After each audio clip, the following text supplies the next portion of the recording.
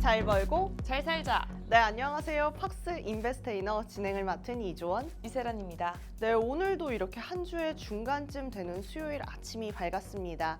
반만큼 온 만큼이나 우리 시청자분들께서도 힘든 분들 계시지 않을까 싶은데요. 하지만 이 수요일 또 알차게 보내야 되잖아요. 그래서 저희가 또 알찬 소식들 많이 준비해 봤습니다. 세란 씨, 오늘 이렇게 특별한 만큼 특별한 네. 각오가 있을까요? 네, 정말 최악의 폭락장이었던 우리 블랙 먼데이에 이어서 어제는 또 매수 사이드카 발동될 만큼 정말 회복세 보여줬잖아요. 정말 롤러코스터 증시다 이렇게만 알고 있었는데 이게 또 지옥과 천국을 오가는 열차인 줄은 몰랐습니다. 아주 네. 정신 똑바로 차려야겠다라고 생각드는 요즘 오늘은 여러분께 이렇게 변동성이 큰 시장에서 살아남는 법 알려드릴까 합니다. 우리 주원 씨는 오늘 네. 어떤 각오 준비해 주셨나요? 저는 서두에서 말씀드렸던 것처럼 이렇게 알차고 힘찬 기운들 우리 시청자분들께 전달해드리기 위해서 또 미증시부터 국내 증시까지 핫 이슈부터 경제 지시까지 준비를 해봤거든요. 이 모든 정보들 알차게 전달해드릴 수 있도록 열심히 해봐야겠다는 게 저의 각오입니다. 네, 그러면 우리 수요일 아침 굿모닝 인베스테이너 오늘도 아주 활짝 열어보고자 합니다. 오늘 첫 순서도 역시나 우리의 고유 주원이죠. 네. 국내 브리핑 바로 소개해 주시죠. 네, 오늘 장을 또 예상도 해보고 대비도 해보려면 또 어제장이 중요하겠죠. 수급별로, 종목별로, 이슈별로도 보도록 하겠습니다. 어제장에서 코스피, 코스닥 모두 빨간불 켜며 상승 마감했습니다. 코스피는 ISM 서비스업 지수 예상치 부합에 침체 우려 완화되면서 저가 매수세 유입됐습니다. 이에 3.3% 상승한 2,522포인트의 장을 마감했습니다. 미국 주식시장은 경기 침체와 이 이익 우려에 M7 낙폭 확대 하락하긴 했습니다만 서비스업 지수 영향으로 낙폭은 다소 축소되는 모습 보여주기도 했습니다. M7은 악재 지속되면서 하락했는데 엔비디아의 블랙웰 연기와 반독점 위반 조사 소식과 함께 알파벳 반독점법 위반 패소 소식까지 더해졌습니다. 여기에다가 굴스비 시카고 여는 총재는 고용 지표가 기대보다는 좀 낮게 나오긴 했으나 이게 경기 침체는 아니라는 입장 전했습니다. 일단 이렇게 침체 우려 완화되면서 주식시장 낙폭 축소하는 모습이었고요. 10년물 국채금리 또한 3.8%로 회복됐습니다. 전일 역사상 최대 낙폭 기록했던 이 코스피는 침체 우려 완화된 영향으로 반발 매수세 유입됐습니다. 전일 종가 기준 코스피 12개월 후행 PBR 0.89배로 낙폭 과대 인식 부각됐습니다. 수급별로 보면 외국인 현선물 대규모 순매수 전환하면서 상승폭 확대했습니다만 엔화 하락하면서 매수 규모는 축소되었습니다. 장 초반에 외국인 시총 상위 대형주 위주로 순매수 전환했고요. 지수 상승폭 대폭 확대하면서 코스피 매수 사이드카 발동했습니다.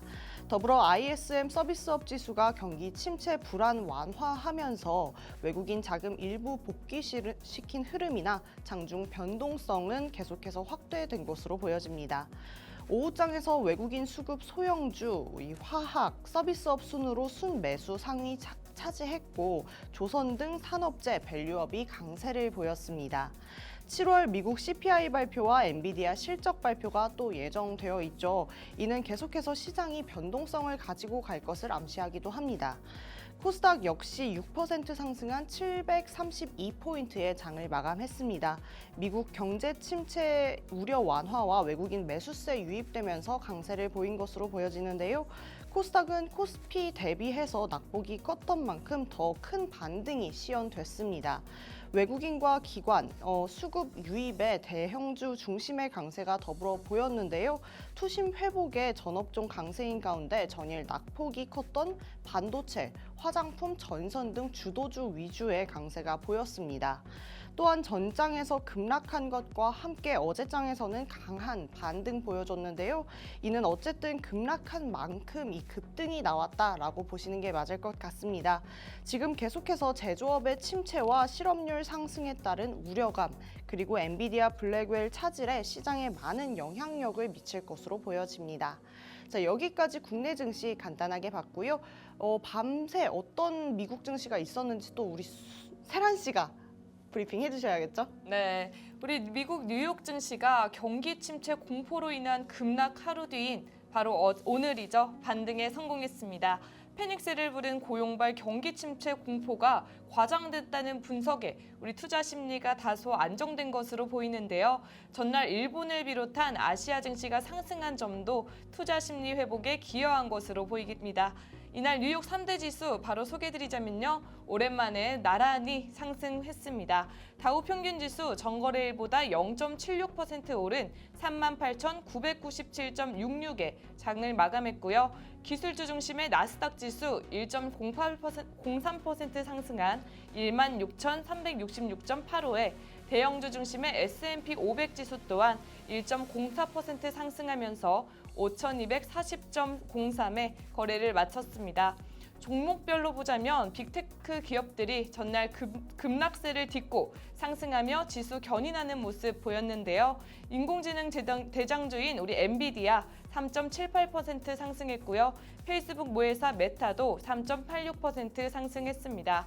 차량 공유업체 우버는 예상을 넘어서는 실적 발표 후 10.93% 상승했고요. 중국에서 피자헛, 타코벨을 운영하는 윰차이나 홀딩스와 데이터 분석업체인 팔란티어 테크놀로지스도 우리 실적 호조에 힘입어 각각 11.98%, 10.38% 급등했습니다.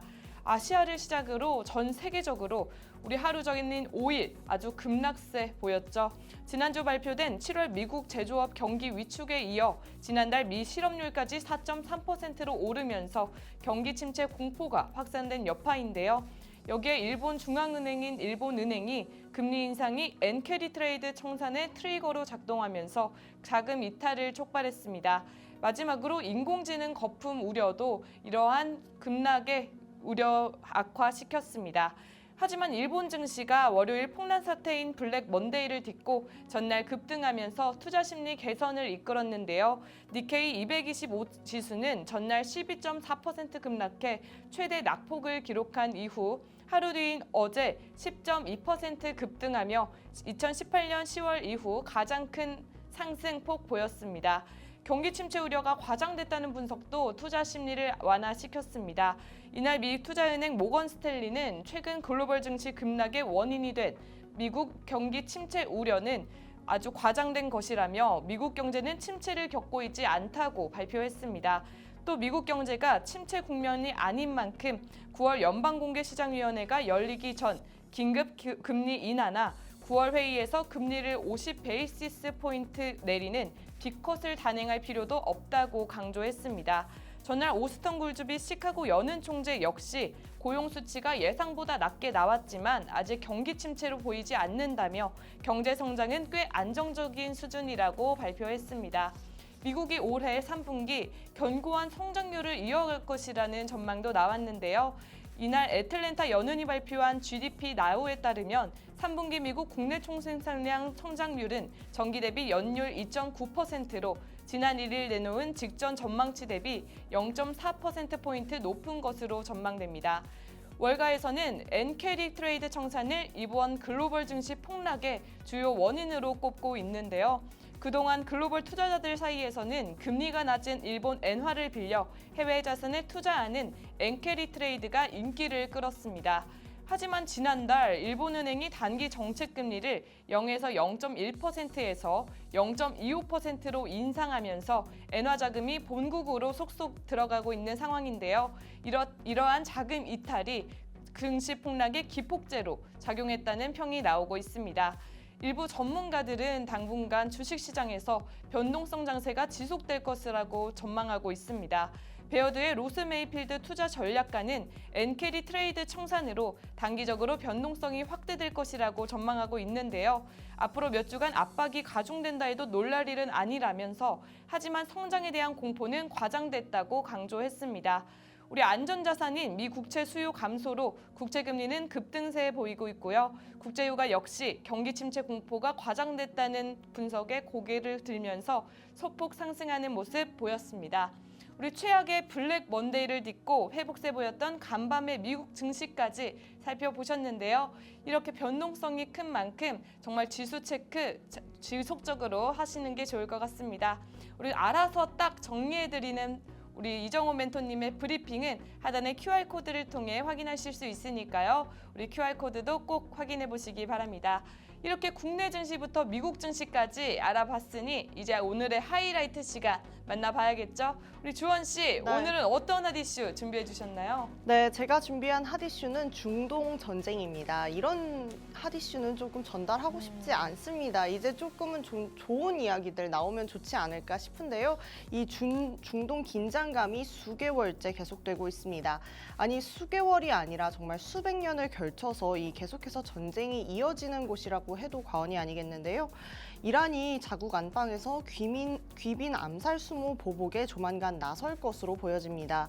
지난 4월 이스라엘 공습 당시보다 더 큰 규모로 영내 미군 병력까지 동시 공격할 수 있다라는 관측이 나왔는데요. ISW에 따르면 이란이 일단 보복에 나설 경우에 그 방식은 이른바 저항의 축과 함께 대규모 드론과 이 미사일 공격이 될 수 있다라고 전했습니다. 또한 이란과 저항의 축은 지난 4월 이스라엘을 상대로 했던 드론, 미사일 공격보다 더 규모를 키운 공격을 할 수 있다라고 봤습니다. 이런 상황을 앞두고 중소형 방산주들은 강세를 보였는데요. 이 강세는 폭락장 속에서도 이루어진 만큼 급격한 상승세를 보여줬습니다. 이스라엘 최대 방산업체양 부품을 양산하는 이 대성 하이텍과 중동 시장에 재래식 무기를 수출하고 있는 한일단조도 각각 상승세 보여줬습니다. 다만 코스피가 폭락하면서 LIG 넥스원과 한화 에어로스페이스, 현대 로템은 대형 방산주임에도 불구하고 하락했습니다. 현재 이스라엘은 군사 훈련을 조치하면서 대비 태세를 강화하고 있고 미국은 중동 지역의 해군, 공군, 전력 증파를 결정하기도 했습니다. 그렇다면 이번 중동 전쟁 기회라고 봐야 할까요? 전쟁은 정말 일어나면 안 되는 첫 번째 일이기 때문에 최대한 피해야 하고 어떤 영향력과 상관없이 일어나면 안 되겠습니다만 일어난다면 이 경제적 리스크에 대해서 저희는 확실하게 대비해놔야겠습니다. 아마 이번 전쟁은 역시나 경제와 외교 모든 부분에서 파장을 일으킬 것으로 보여집니다. 중동에서 무력 분쟁이 일어난다면 오일 쇼크와 이 물류 대란으로 세계 경제가 늪으로 빠질 수 있다라는 전망이 나오는데요. 가뜩이나 이 불안한 국가 유가가 추가로 대폭 상승할 수 있겠고 거기에 원유 수입에 의존하는 한국 경제는 벼랑 끝으로 물릴 수밖에 없다라고 볼 수 있겠습니다. 만약 이란이 호르무즈 해협을 봉쇄를 한다면 유가는 폭등하고 물류 대란이 가중되면서 인플레이션의 추가 악재가 될 수도 있겠습니다. 아무래도 한국에 수입되는 중동산 원유는 대부분 이 해협을 통과하기 때문에 한국이 받는 어떤 타격감은 직격탄이 될 수 있겠다라고 말씀드릴 수 있겠습니다. 그럼에도 우리는 솟아날 구멍을 한번 찾아봐야겠죠. 휴니드는 폭락장에서도 중소형 방산주로서 20% 상승세를 보여주기도 했습니다. 더불어서 원유값이 오를 것을 예상이라도 한 듯이 주가 오름세가 흥구석유도 좋았습니다. 또한 HVM 같은 경우에는 이스라엘 보복 공격 등 중동 내 긴장감 영향으로 주가는 상승했습니다. 그럼에도 전쟁은 정말 마지막까지 일어나지 말아야 할 일 중에 하나이기 때문에 이 문제들이 조속히 마감돼야 할 것 같다라고 생각합니다. 여기까지 조금은 추운 핫 이슈 들어보셨는데요. 우리 세란 씨가 준비한 핫 이슈 한번 들어보도록 하겠습니다. 네, 저의 핫 이슈는 요즘 아주 핫하죠. 서킷 브레이커 그리고 사이드카까지 정말 롤러코스터 증시에 나오는 이런 용어들인데요. 오늘이 수요일 아침이니까 저희가 월요일, 화요일 장만 봤는데 정말 급등세, 급락세 모두 만났던 스릴이 넘쳤던 장이었습니다. 이렇게 정말 하루 단위로 급락과 급등을 보여준 스펙트클 장에서 자주 나오는 우리 롤러코스터 증시 한번 소개해드리겠습니다. 네, 사실 이런 변동성 전 세계적으로 지금 일고 있는데요. 전 세계적으로 일고 있는 롤러코스터 증시의 원인부터 이 충격을 완화해주기 위한 주식 매매 일시정지 제도, 서킷 브레이커와 사이드카까지 소개해드리겠습니다. 폭락장과 반등장 이런 결과를 잘 분석하려면 원인부터 살펴봐야 될 텐데요. 사실 증시는 실적이나 호재도 중요하지만 투자자들의 심리가 가장 중요하지 않을까 싶습니다. 우리 월요일 세란버핏과 자세히 살펴봤던 미국 경기 침체 우려뿐 아니라 일본 금리 인상에 따른 엔캐리 트레이드 청산, 그리고 중동 확전 불안 등 정말 투자 심리를 위축할 만한 요인이 한두 가지가 아닙니다.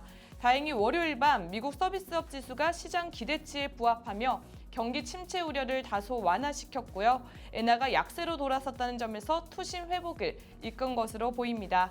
이러한 시장 속 롤러코스터에 탑승한 국내 증시 살펴보겠습니다. 정말 코로나19 팬데믹 이후 4년 5개월 만에 정말 최악의 블랙 먼데이를 치렀습니다. 코스피와 코스닥 지수가 나란히 8% 급락하면서 우리 코스피 코스닥 시장의 서킷 브레이커 1단계가 동시에 발동되었는데요. 코스피는 2,400선으로 추락 마감했고 코스닥은 700선 아래로 붕괴되었습니다. 이 서킷 브레이커는 전일 종가 지수 대비 8% 이상 하락한 상태가 1분 이상 지속되는 경우 발동되는데요. 이에 코스피 시장에 상장된 모든 종목의 거래가 일시 중단되었고 주식 관련 선물 옵션 시장의 거래도 중단되었습니다. 코스닥 또한 오후 1시 56분부터 코스닥 지수가 8% 넘게 하락하며 약 20분간 서킷 브레이커 발동되었습니다. 이날은 코스피 코스닥 시장에서 프로그램 매도가 일시 효력 정지 제도인 우리 매도 사이드카도 함께 발동되었습니다. 이렇게 코스피 지수 10% 넘게 하락했지만 하루 만에 반등하는 모습 보여줬는데요. 월요일에는 우리 서킷 브레이커가 발동했지만 어제는 반대로 매수 사이드카 발동되었습니다. 우리 일본 도쿄 증시도 마찬가지였습니다. 월요일 12%가 넘는 폭락으로 서킷 브레이커 발동되더니만요. 전날엔 급등으로 서킷 브레이커 발동했습니다. 일본 도쿄 니케이 225 지수는 개장과 동시에 10% 넘게 상승하며 급등세를 연출했는데요. 이는 역대 최대 상승폭을 보여준 수준이라고 합니다. 전날 도쿄 증시가 12% 넘게 폭락한 것은 이 낙폭이 과다했다는 판단에 따른 반발 매수세가 유입된 것으로 보이고요. 또한 엔화가 약세를 보이면서 수출 관련주에 대한 매수세를 자극한 것으로 보입니다. 하지만 AFP 통신은 이번 주 내내 시장은 높은 변동성에 들어갈 수밖에 없다며 오늘의 급등은 전날 하락에 인한 이런 기술적 반등으로 보인다라고 밝혔습니다. 우리 이웃나라뿐 아니라 옆 동네 와모화폐죠. 우리 가장주의 대장주 비트코인도 이 롤러코스터에 탑승했는데요. 현지 시간 5일 비트코인이 급락세를 지속하다 약 6개월 만에 5만 달러 아래로 추락했습니다. 하지만 어제 다시 반등하며 회복하는 모습 보여줬는데요. 이렇게 지옥과 천당을 오가는 모습에 우리 투자자들 많이 혼란을 겪고 있습니다. 과도한 불안도 문제지만 낙관도 우려될 수밖에 없을 텐데요. 아직 이렇게 잠재 리스크가 상존하는 만큼 지속적으로 살펴보시고 대응하는 습관까지 가져보시기 바랍니다. 그런데 너무 혼자 챙기기는 바쁘다, 힘들다 하시는 분께서는 우리 QR코드 통해서 우리 이정호 멘토님의 브리핑과 공략주까지 만나보시기 바랍니다. 네, 이렇게 저희 방송에서는 이제 실시간으로 네. 아주 생활 속에서도 이렇게 활용할 수 있는 정보까지 알려주고 있잖아요. 네. 어떤 코너죠? 네, 바로 세란 씨가 잘 설명해 주신 생활 속의 경제 이야기 시간입니다. 오늘은 조금 심오해지셨을 수 있을 것 같아요. 저희 내용도 그렇고. 그러니까 이 부분 조금 환기하면서 재미있는 경제적 사실들 알아가는 시간 가졌으면 좋겠습니다. 첫 번째는 튤립 열풍입니다. 17세기 네덜란드에서 발생한 사건으로 튤립 9군의 가격이 급등하고 폭락한 최초 기록된 거품 경제 사례입니다. 1630년대 튤립이 귀족들 상류층 사이에서 인기를 끌자 가격이 천정부지로 치솟았고 결국 거품이 커지면서 많은 사람들의 큰 손실을 보게 되었습니다. 이 사건 이후 경제적 거품의 대표적인 사례로 자주 언급되고 있습니다. 세란 씨가 준비해온 이야기는 또 어떤 게 있나요? 네, 제가 블랙 먼데이 소개해드린 만큼 비슷한 일이 과거에도 있었죠. 우리 대공황입니다. 1929년 미국 주식 시장의 붕괴로 시작된 세계적인 경제 대공황은요, 1930년대 동안 전 세계적으로 막대한 영향을 미쳤습니다. 실업률이 급증하고 은행이 파산하면서 수많은 사람들이 빈곤에 시달렸는데요. 이 기간 동안 뉴딜 정책 등 다양한 경제 회복 시도가 이루어졌고요. 이는 현대 경제 정책의 기초가 되었다고 합니다. 그럼 이렇게 세계 속에서 일어난 경제 이야기 또 네. 뭐가 있을까요? 바로 일본의 잃어버린 20년이 있겠습니다. 1990년대 일본에서 발생한 장기적인 경제 침체기를 이야기합니다. 1980년대 후반까지 고도 성장을 이루었던 이 일본 경제는 가격 거품이 터지면서 부동산과 주식시장이 급락하고 은행들이 대규모 부실 채권을 안게 되면서 이 심각한 경제 침체에 빠지게 되었습니다. 이 기간 동안 일본은 낮은 경제 성장률과 지속적인 디플레이션에 시달렸다라고 합니다. 네, 그렇다면요. 지금은 아주 핫한 비트코인과 우리 암호화폐 등장에 대해서도 말씀드리겠습니다. 2009년 비트코인 창시자인 사토시 나카모토가 비트코인을 발표하면서 우리 암호화폐 시대가 열렸는데요. 비트코인은 중앙은행이나 정부의 통제 없이 운영되는 디지털 통화로 블록체인 기술을 기반으로 하고 있습니다.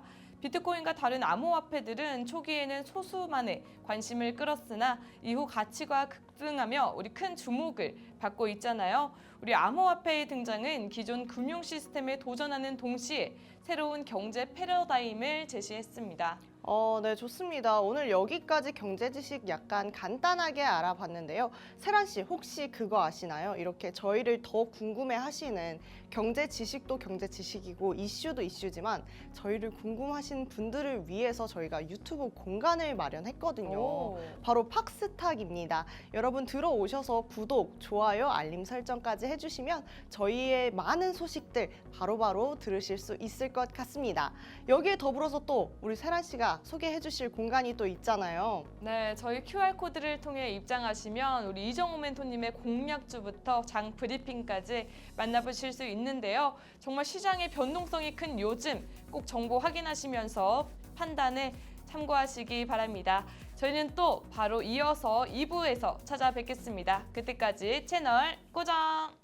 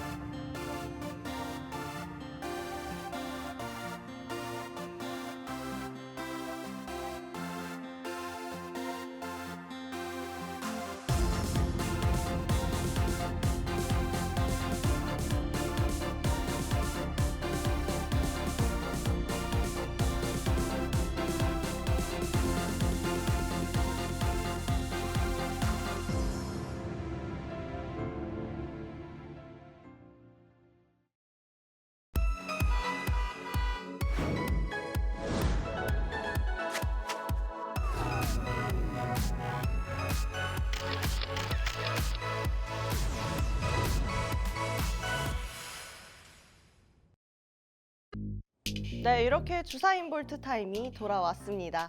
오늘은 또 어떤 특별한 이야기와 퀴즈들이 준비되어 있을지 기대해보면서 출발해보면 좋겠습니다.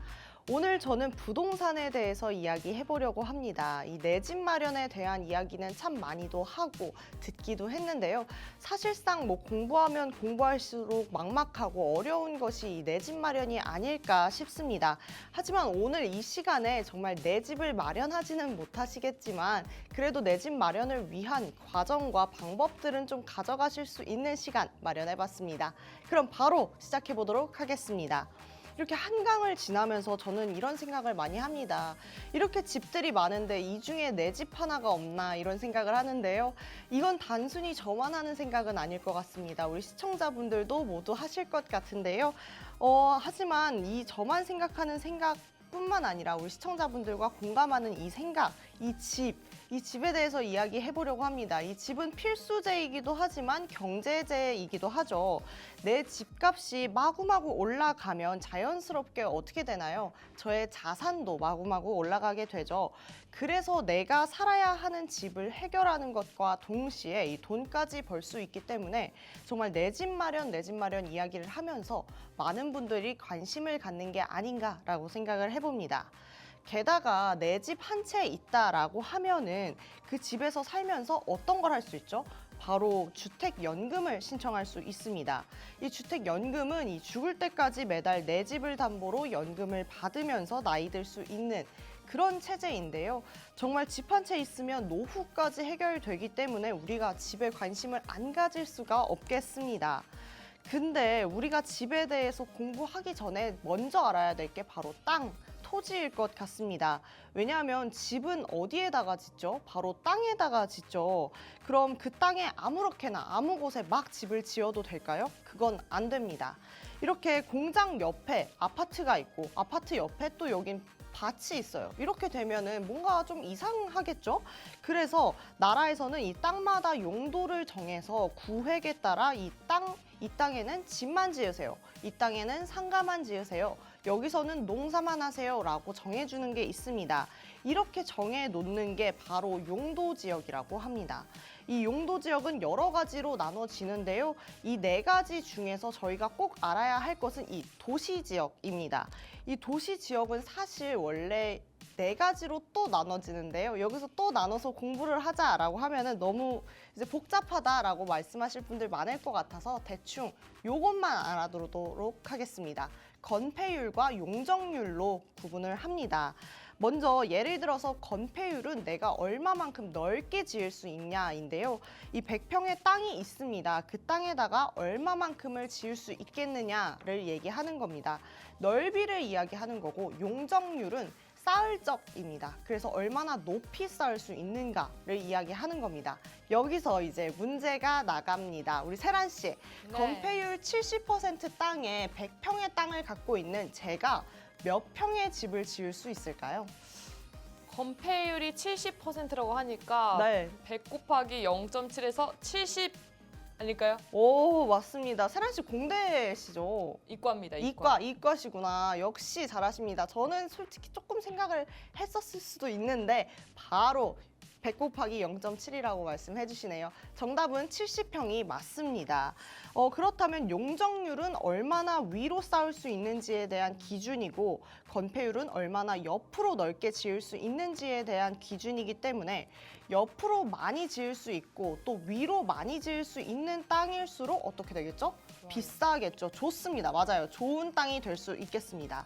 그렇다면 이 주택의 종류는 어떤 것이 있을까요? 일단 크게 두 가지로 나눠집니다. 공동주택과 이 단독주택으로 나눠지는데요.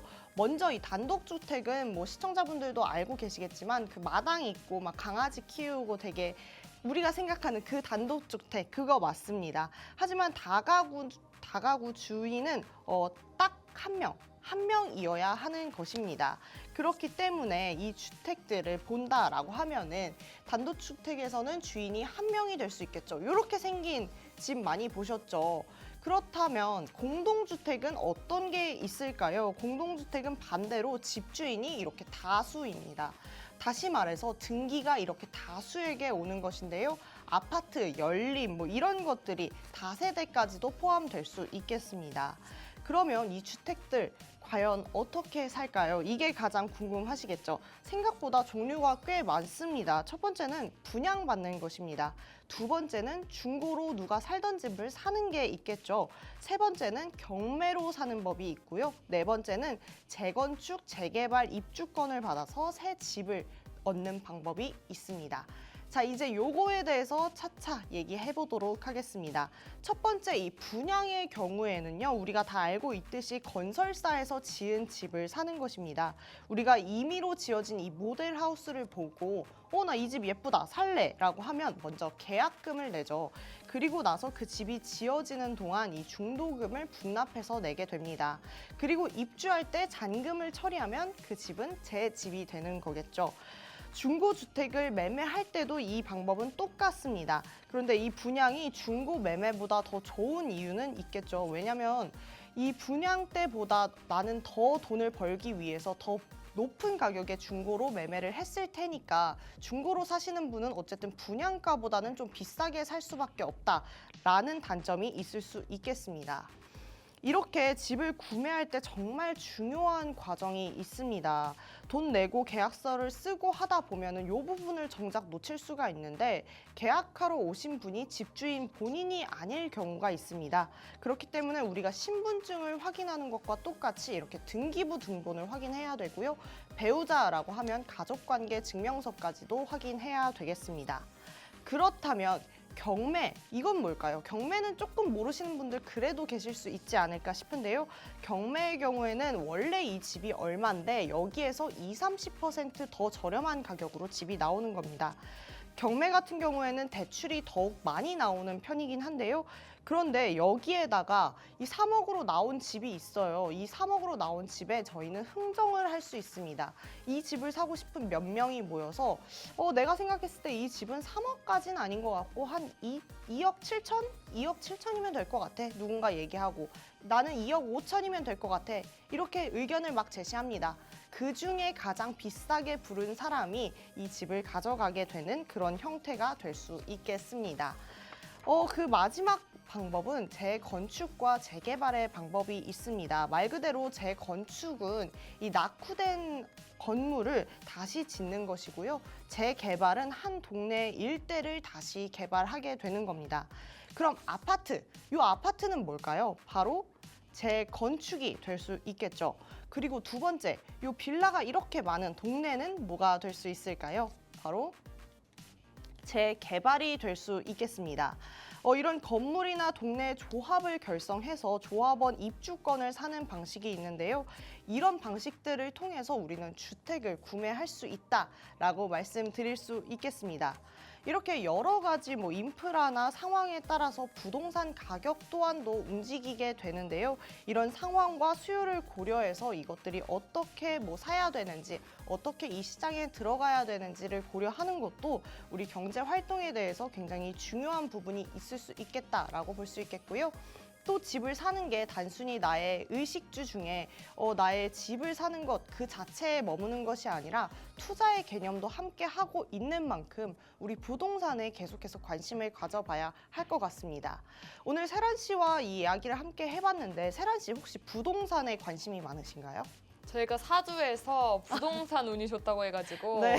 했는데 최근에 동탄 좋은 네. 집 떴었잖아요. 맞아요. 하지만 저는 당첨되지 않은 걸 보고 네. 전 부동산 운이 없나 보다. 오. 그래서 열심히 벌어서 저는 네. 한번 경매 도전해볼까 오. 생각을 합니다. 원래 경매에 대해서도 알고 계셨어요?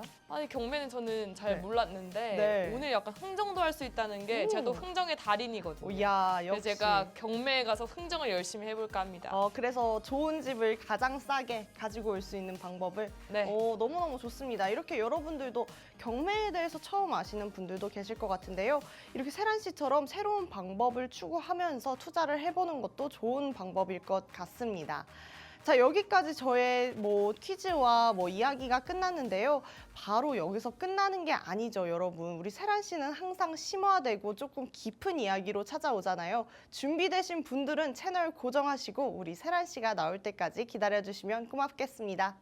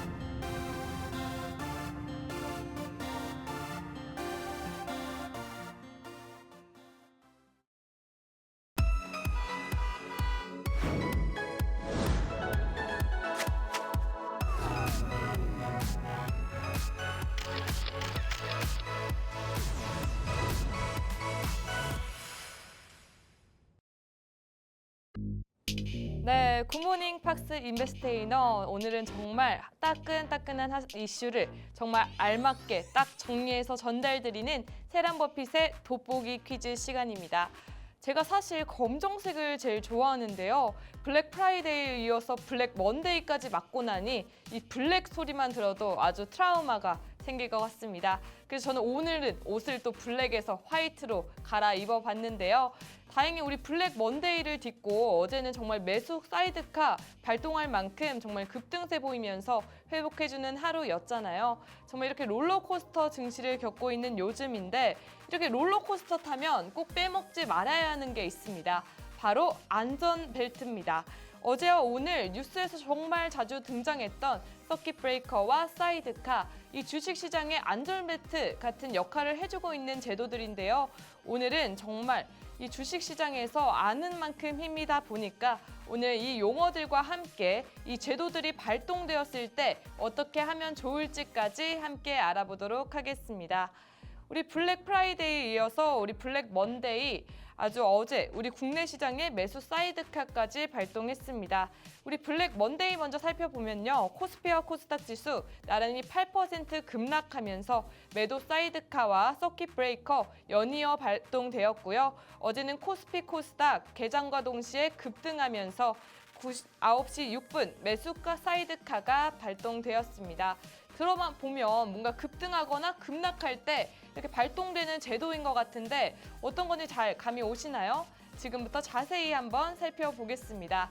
먼저 우리 서킷 브레이커, 서킷 사이드카 이렇게 먼저 보시면 서킷 브레이커입니다. 서킷 브레이커는 이렇게 과전류 때 회로를 차단해주는 장치인데요. 이 이름을 그대로 따온 것이 바로 서킷 브레이커입니다. 이렇게 주식시장이 너무 어떻게 될 때 어떻게 하는 제도인데요. 한번 우리 주원 씨한테 한번 문제를 내볼까요? 우리 서킷 브레이커는 어떻게 될 경우 매매 거래를 어떻게 하는 제도일까요?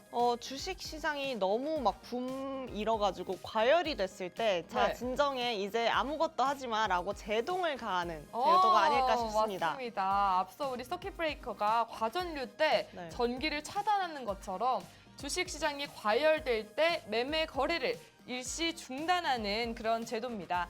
한국 거래소는 코스피 코스닥 지수가 급락을 할 때 각 기준에 따라 주식시장 내 모든 종목의 매매 거래를 중단한 후 재개하거나 아예 종결하는데요. 어떤 단계별이 있는지 한번 살펴보겠습니다. 우리 블랙 먼데이 발동됐던 서킷 브레이커 1단계 코스피 코스닥 지수가 전일 대비 8% 이락 급락하는 경우 그 채로 1분 이상 지속되는 경우에 20분 동안 매매 거래가 중단됩니다. 하지만 2단계는요. 전일 대비 코스닥 지수, 코스피 지수가 15% 하락한 뒤 일본 지속됨과 동시에 우리 1단계 서킷 브레이커 발동 시점 대비 1% 이상 추가 하락한 경우에 발동되고요. 1단계와 마찬가지로 20분 동안 거래가 중단됩니다. 상상하기도 싫은 3단계까지 존재하는데요. 코스피 코스닥 지수가 전일 대비 20% 하락한 채로 1분간 지속됨과 동시에 2단계 서킷 브레이커 발동 시점 대비 1% 이상 추가 하락한 경우 발동됩니다. 이때는 당일 장이 바로 종료됩니다. 이렇게 매매를 중단하고 정지시키는 이 제도 도대체 왜 필요할까요? 왜냐면 우리 투자자들이 이렇게 너무 무서우면 패닉셀을 하는 경우가 있잖아요. 정말 무서운 패닉셀을 막아서 추가 하락을 예방하기 위해 이 제도가 발동됐습니다. 종합 주가 지수가 전일 대비 8% 이상 하락한다면 내가 가지고 있는 주식의 8%가 휴지 조각이 되는 거니까 정말 패닉에 빠지게 될 텐데요. 이때 딱 이성을 잃을 채 마구마구 팔아버리는 패닉셀을 막기 위해서 딱 잠시 거래를 중단한 뒤에 좀 더 시간을 주면서 시장을 알아볼 수 있는 시간을 제공합니다. 이렇게 쉽게 말하자면 서킷 브레이커는 주가가 급락하는 경우 투자자들에게 냉정한 투자 판단 시간을 제공하여 주식시장에서의 모든 거래를 일시적으로 중단하는 제도인데요. 이런 서킷 브레이커 발동 잦을까요? 아닙니다. 우리 코스피 시장에서는 98년에 코스닥 시장에서는 2001년에 각각 도입되었는데요. 제도가 도입된 후 우리 서킷 브레이커가 발동된 것은 우리 블랙 먼데이가 사상 6번째고요. 코스닥 시장에서는 10번째였습니다. 국내 증시에서 서킷 브레이커 발동은 2020년 3월 29일 이후 4년 5개월 만의 일로 정말 잦지 않은 일이다 라고 알고 계시면 좋을 것 같습니다. 다음은 비슷한 듯 다른 우리 사이드카입니다. 사이드카는 이렇게 오토바이나 이런 이륜차 옆에 있는 이런 측차를 의미하는데요. 이 측차가 왜 있나 싶었는데 사고가 날 때 측차 방향으로 돌려서 충격을 덜 하게 하는 그런 역할을 하고 있다고 합니다. 이 사이드카에서 이름을 따와 충격을 막기 위한 주식시장에서 일종의 안전장치로 사용되는 것이 이 사이드카인데요. 이 사이드카 도입 이유 또한 우리 주원 씨에게 한번 여쭤보겠습니다. 이게 약간 물까지 나와 있는데요. 네. 뭘까요? 물시장 이렇게 돼 있으니까 지금 더 어렵거든요. 물시장의 급등락에 따른 물시장의 혼란을 막기 위해서. 네. 이게 뭐죠? 좀 힌트 없나요? 두 힌트. 글자인가? 네. 우리 아까 서킷 브레이커는 네. 주식시장이었다면 네. 이거는 주식시장이 아닙니다. 주식시장이 아니다. 파생됐어요. 파생됐다. 저 모르겠어요. 너무 어려운데요. 선물 시장의 급등락에 따른 현물 시장의 혼란을 막기 위해 이 사이드카가 도입되었습니다. 사이드카 제도는 1987년 미국 증시 사상 최악의 폭락 사태인 블랙 먼데이 이후에 도입된 제도인데요. 우리나라에서는 96년에 처음 시행된 제도입니다. 당시 선물 지수의 변동성이 높아지면서 현물 시장까지 막대한 영향을 미치는 일이 많아서 이를 제어하고자 이 사이드카 제도 도입이 되었는데요. 우리 선물 시장에서 정말 거래량이 많은 선물의 가격이 코스피는 상하 5%, 코스닥은 상하 6% 이상 변동된 채로 1분이 지속된다면 이 사이드카가 발동됩니다. 사이드카는 이 선물과 현물 간의 차이를 이용해서 기관이나 외국인들이 대량으로 매매하는 이 프로그램 매매를 5분간 중단하는 제도인데요. 사이드카가 발동되면 프로그램 매매를 통해 체결한 우리 매도가 주문이 들어오더라도 체결이 되지 않습니다. 그래서 그동안 우리 투자자들이 충분한 시간을 가지고 시장 상황을 파악할 수 있는 제도입니다. 이렇게 서킷 브레이커와 사이드카 정말 모두 주식시장의 변동성이 너무 심할 때 이를 좀 완화해주는, 충격을 완화해주는 그런 역할을 하고 있는데요. 차이점이 또 존재합니다. 우리 서킷 브레이크는 급락할 때만 발동되는 반면 우리 사이드카는 급등하거나 급락하거나 동시에 발동됩니다. 또한 서킷 브레이커는 주식시장의 흐름을 이렇게 판단하는 반면 사이드카는 선물 거래 시장의 흐름을 반영한다는 차이점이 있습니다. 우리 마지막으로 서킷 브레이커는 시장의 모든 거래를 중지한다면 사이드카 제도는 프로그램 매매에 초점을 맞춰서 규제하는 제도입니다. 이러한 차이점으로 사이드카는 비교적 자주 발동되기도 하지만요. 서킷 브레이커는 시장 전체에 큰 영향을 미칠 정도로 정말 심각할 때만 발동이 된다고 합니다. 주원 씨, 이렇게 주식시장 변동성을 조금 완화해주는 안전벨트 같은 제도 알아봤는데요. 네. 어떠신 것 같아요? 이런 것들이 참 저의 삶에서도 너무너무 필요하잖아요. 제가 막 질주할 때 누군가가 딱 제동을 걸어주는 것들이 필요한데 이게 정말 경제 시장에서도 보이지 않는 손 그런 것처럼 이렇게 경제에 조금은 제재를 가해주는 게 정말 필요하다라는 생각이 들고 또 서킷 브레이크와 이 사이드카의 차이점이 있잖아요. 그래서 사이드카는 정말 잘 이 주식시장을 활용하는 분들이라면 잘 이용해 볼 수도 있겠다 이런 생각이 들더라고요. 네, 이렇게 발동이 되면 매매가 차단이 되기 때문에 주가의 급격한 변동폭을 완화하고 투자자들이 충분한 시간을 가지고 시장을 파악할 수 있어서 정말 불안감을 줄이는 데 좋다라고 생각하는 사람들이 있는 반면 약간 시장의 유동성을 저해하고 투자자들의 선택권을 제한한다라는 부정적인 시각도 존재하는 게 바로 이 두 제도입니다. 또한 사이드카가 발동되면 오히려 갑자기 막 거래를 하는데 갑자기 멈추면 더 불안해지는 경우도 있잖아요. 오히려 불안감을 가중한다라는 평가도 받고 있습니다. 근데 저 또한 이 제도들이 갑자기 알지도 못하는 상태에서 거래가 이렇게 중단된다면 깜짝 놀랄 것 같은데요. 하지만 오늘 시청자분들께서는 이 서킷 브레이커 그리고 사이드카 말씀드린 만큼 잘 활용해 보시면 좋을 것 같습니다. 그래서 세란 버핏이 잘 활용할 수 있는 방법까지 찾아왔습니다. 이렇게 서킷 브레이커, 서킷 1단계는요. 먼저 발동 조건을 잘 이해하고 발동 가능성을 미리 예상하자입니다. 이렇게 서킷 브레이커 1단계는 코스피와 코스닥이 8% 이상 급락할 때, 사이드카는 코스피 5%, 코스닥 6% 이상 급등락할 때 발동이 된다고 말씀드렸잖아요. 이 부근까지 지수가 변동된다면 곧 서킷 브레이커 아니면 사이드카가 발동되겠네. 이렇게 미리 예상해 보시면 조금 덜 당황하고 잘 활용할 수 있을 것 같습니다. 다음으로는 발동이 된다면 오히려 시장 변동성 확대가 될 수 있다라는 것을 미리 염두에 두자입니다. 오히려 프로그램 매매가 차단되면 시장이 너무 급변하나? 이런 심리로 더 패닉셀이 나오는 경우도 있다고 합니다. 지금 이 시장의 변동성이 크다는 것 다시 한번 주의하시면서 더 커질 수도 있다는 점까지 유의해 보시면 좋을 것 같습니다. 또한 마지막은요, 우리 발동 시간을 잘 활용하자입니다. 우리 서킷 브레이커가 발동되면 20분 동안 매매가 중지되고요. 또한 우리 사이드카가 발동되면 5분 동안 매매가 중단되게 되는데요. 이 시간 동안 시장 상황을 잘 파악해 보시면서 합리적인 투자 판단을 내려보시면 좋을 것 같습니다. 이렇게 해서 우리 사이드카와 서킷 브레이커까지 알고 보니 월요일, 화요일 이렇게 연이어 발동됐다는 점에서 이번 시장이 얼마나 변동성이 컸구나, 얼마나 심각했구나 다시 한번 체감하는 경우도 있을 것 같은데요.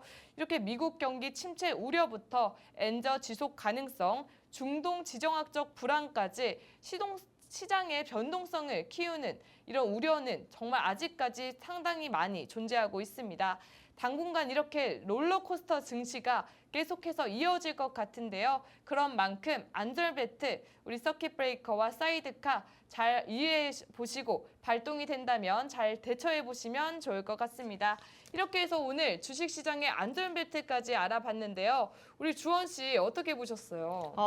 네. 너무 이제 좀 어려운 이야기지 않나라고 생각을 하면서 들어오긴 했는데 들어보니까 이게 정말 필요한 이야기더라고요. 지금 말씀하신 것처럼 우리 시장의 변동성이 너무너무 극대화되어 있잖아요. 네. 이런 상황에서 월요일, 화요일 다 이 서킷 브레이커와 이 사이드카가 발동이 되었다라는 부분이 우리가 몰랐다면 정말 맞습니다. 큰일 났을 법한 이야기다라는 생각이 들고요. 어쨌든 오늘 세란 씨와 제가 두 개 다 이야기한 게 이 경제 시장에서 안전벨트 역할을 하는 것들에 대해서 얘기를 한 것 같아요. 뭐 집도 그렇고 서킷 네. 브레이커, 사이드카도 그렇고 이 경제 활동을 할 때 어쨌든 우리가 좀 믿고 갈 수 있는 좀 안전 장치의 역할을 하지 않나라는 생각이 듭니다. 네, 맞습니다. 제가 아까 네. 그냥 빨리 넘겼었는데 네. 보시다 보면 네. 정말 우리가 정말 변동성이 심하잖아요. 어. 근데 코스피가 보면 이렇게 급락해서 우리 5일에는 이렇게 사이드카와 서킷 브레이커 동시에 됐는데 이렇게 화요일에는 이렇게 사이드카가 발동되었잖아요. 아까 앞서 때는 또 몰랐지만 이렇게 한번 설명을 들어보면 좀 더 잘 이해가 되실 것 같습니다. 이렇게 급락을 하니까 우리 사이드카도 이어서 서킷 브레이커가 발동되었고요. 이렇게 급등하면 뭐가 발동이 된다 했죠? 사이드카, 매수 사이드카. 이게 너무 많이 급등을 해도 사이드카가 발동된다는 점 다시 한번 이렇게 복습까지 완벽하게 해봤는데요.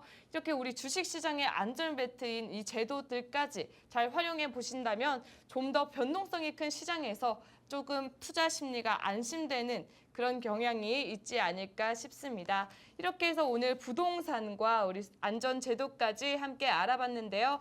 우리 굿모닝 팍스 인베스테이너 오늘도 이렇게 맞춰볼까 합니다. 우리 본방송에서 제공하는 투자 정보들은 참고용일 뿐이며 가치 판단이나 상승 하락을 이렇게 보장하지 않는다는 점 참고해 보시면 좋을 것 같습니다. 저희는 또 내일 8시 반 다시 한번 인사드리겠습니다. 함께해 주신 여러분 감사합니다.